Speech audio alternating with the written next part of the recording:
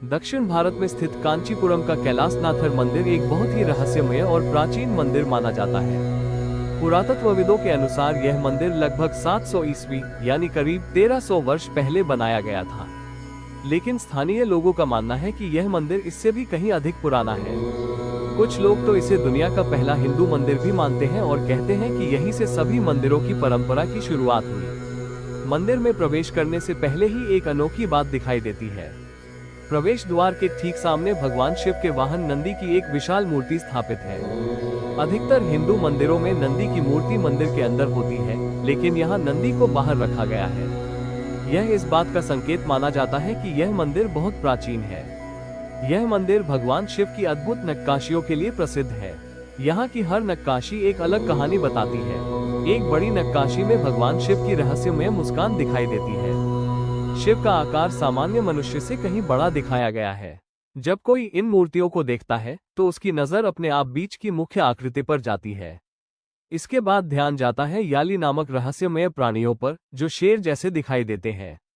ध्यान से देखने पर पता चलता है कि एक याली का हाथ एक दिशा की ओर इशारा करता है और दूसरा याली दूसरी दिशा की ओर, मानो वे हमें मंदिर के भीतर बने छोटे ध्यान कक्षों में जाने का संकेत दे रहे हों। जब हम अंदर जाते हैं तो वहां एक व्यक्ति के बैठने की जगह मिलती है। ये स्थान बाहर से दिखाई नहीं देता, इसलिए ये ध्यान के लिए एकदम उपयुक्त है। याली हमें ये संदेश देते प्रतीत होते हैं कि यह मंदिर केवल पूजा के लिए नहीं, बल्कि ज्ञान और आत्मबोध पाने के लिए बनाया गया है। इन ध्यान कक्षों में बैठकर जब ओम का उच्चारण किया जाता है तो वहां एक अद्भुत गूंज और कंपन सुनाई देता है। ये गूंज सिर्फ आवाज में ही नहीं, बल्कि मन और चेतना में भी महसूस होती है।